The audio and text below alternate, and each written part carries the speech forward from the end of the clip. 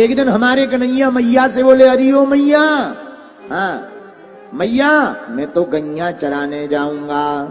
मैया बोले, लाला अबे ने छोटो सो छोरा है, बड़ो है जाएगा, ग्वाल को छोरा है, गैया ही तो चरानी है, काय को दिमाग खराब कर रहा हो, बचपना है अभी, नेक बड़ो है जा। ठाकुर जी रूठ गए, ना मैया मैं तो आज ही अभी ही गैया चराने जाऊंगा।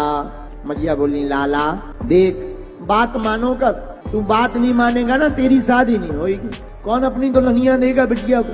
कन्हैया बोले, माँ बाकी चिंता मत करो तुम, मैं तो गैया चराने जाऊंगा।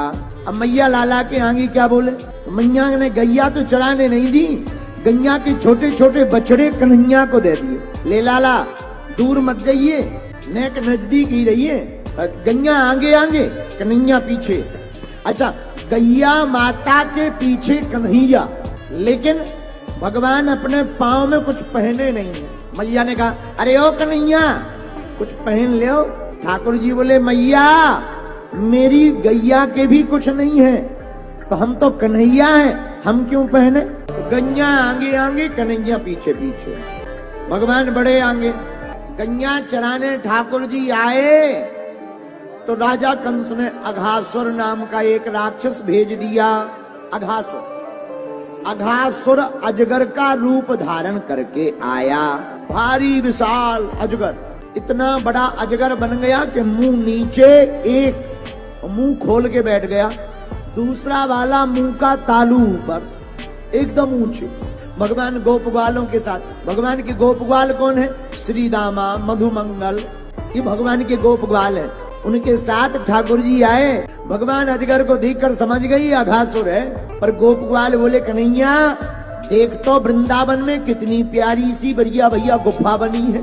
भगवान मन ही मन बोले, भैया ये गुफा नहीं है, अजगर का मुंह है, अघासुर का। भगवान रोकते ही रहे, ब्रजवासी नहीं माने, अघासुर के मुख में चले गए, अजगर के मुख में गए, जीभ एकदम चिकनी।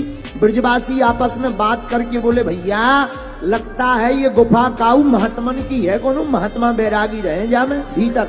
दूसरा बोलो, और तो सब ठीक है, जरा रोड तो देखो, सड़क कितनी चिकनी बनी, यहाँ के महात्माओं के तो बड़े ठाट बाट हैं, इतनी प्यारी चिकनी सड़क बनाए रखी है।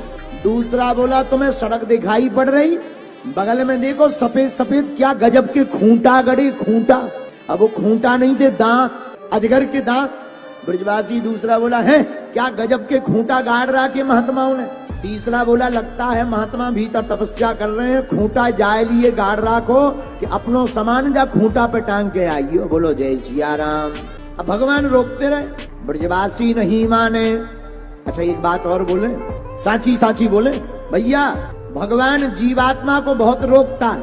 अघासुर का मतलब, अघ माने होता है पाप, पाप के मुंह में जब जीवात्मा हम लोग जाते हैं तो भगवान किसी ना किसी गुरु के माध्यम से कहता पाप मत करो, पर हम लोग नहीं सुनते, पाप के मुख में चले ही जाते। ब्रजवासी भी चले गए, जब ब्रजवासी चले गए तो ब्रजवासी हैं भक्त। भगवान ने, ठाकुर जी ने सोचा जब भक्त चले गए तो हम क्यों रह जाएं। और अघासुर तो देख ही रहा था कि कब कन्हैया आवे और कब हम अपनी जेसीबी मुंह की बंद कर लेवे। जैसे ही ठाकुर जी मुख में आए, सोई अघासुर ने अपने मुंह को बंद कर लिया। बोलो जय सिया राम। मुंह को बंद किया तो ब्रजवासी फड़फड़ाने लगे, कुछ दिखाई नहीं पड़ रहा, हैरान है साहब, कुछ भी दिखाई नहीं पड़ रहा, क्या किया जाए। श्वास रुकने लगी, ब्रजवासी मूर्छित हो गए। भगवान ने सोचा अब बहुत खेल हो गया, ऐसे तो ब्रजवासियों के साथ अहित हो जाएगा। भगवान ने अघासुर के मुख में ही अपना रूप बढ़ाना प्रारंभ कर दिया। इतना रूप बढ़ाया, इतना रूप बढ़ाया, अघासुर का ब्रह्मरंध्र फट गया, अघासुर का उद्धार हो गया। बोलो वृंदावन बिहारी लाल की। भगवान ब्रजवासियों को निकाल कर बाहर लाए। भगवान बोले हमने रोका था कि मत जाओ। ब्रजवासी बोले महाराज हमें तो लगा ये कोई गुफा है, बाद में पता लगा ये गुफा नहीं है, अजगर का मुंह है। भगवान बोले दूर से देखने पर सबको ही बढ़िया लगता है, नजदीक से आने पर गुणों कर्म देखने पर ही पता लगता है कि कौन कितने गहरे पानी में है। बोलो जय सिया राम। रावण से किसी ने पूछा कि दुश्मन कहना कैसा होना चाहिए, तो रावण कहता है भाई दुश्मन हो तो राम के जैसा। इसका प्रमाण क्या है? राम रावण का युद्ध चल रहा था और राम रावण के युद्ध में राम जी धनुष बाण मार रहे थे, रावण भी अपने रथ पर बैठकर आया।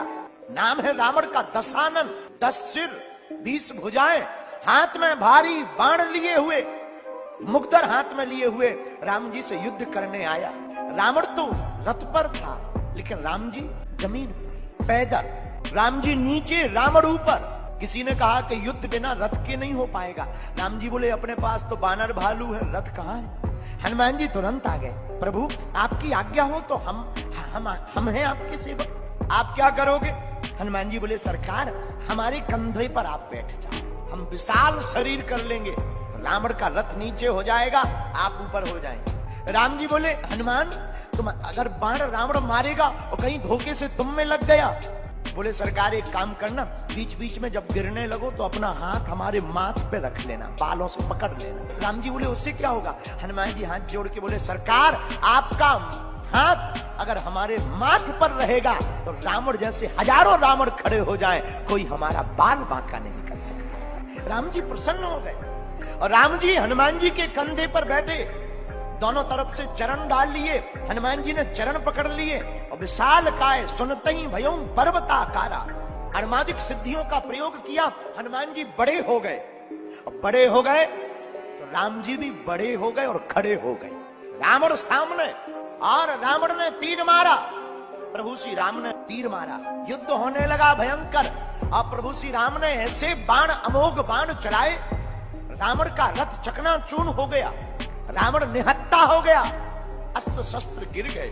और जब अस्त्र शस्त्र गिर गए और प्रभु श्री राम ने देखा कि अब रावण के हाथ में कोई भी अस्त्र शस्त्र नहीं है और निहत्ते शत्रु पर बाण मारना युद्ध की मर्यादा के खिलाफ, प्रभु श्री राम ने तीर रोक दिया और कहा रावण हे दशानन जरा बाणी सुनना।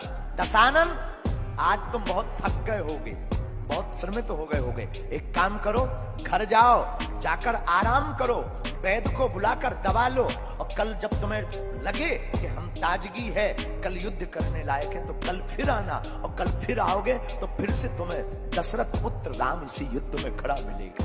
रावण की आंखों में पहली बार आंसू आए। क्यों? रावण रोते हुए कहने लगा कि शत्रु हो तो राम जैसा, जो निहत्ते शत्रु को हमारे हाथ में कोई अस्त्र शस्त्र नहीं बचे तो उन्होंने जो है तीर नहीं मारा, और कोई होता तो निहत्ते शत्रु पर जिसकी पत्नी का कोई हरण कर ले वो जिंदा छोड़ता, और कोई होता तो क्या बाण मारने से छोड़ता। और धन्य है प्रभु श्री राम, निहत्ते रावण को देख करके बाण नहीं चलाया। मेरे पागलों, रामचरित्र मानस ऐसी है जिसमें भाई का संबंध क्या, पिता का संबंध क्या, शत्रु का संबंध क्या, ये केवल हम अपने धार्मिक ग्रंथों से ही सीख सकते हैं।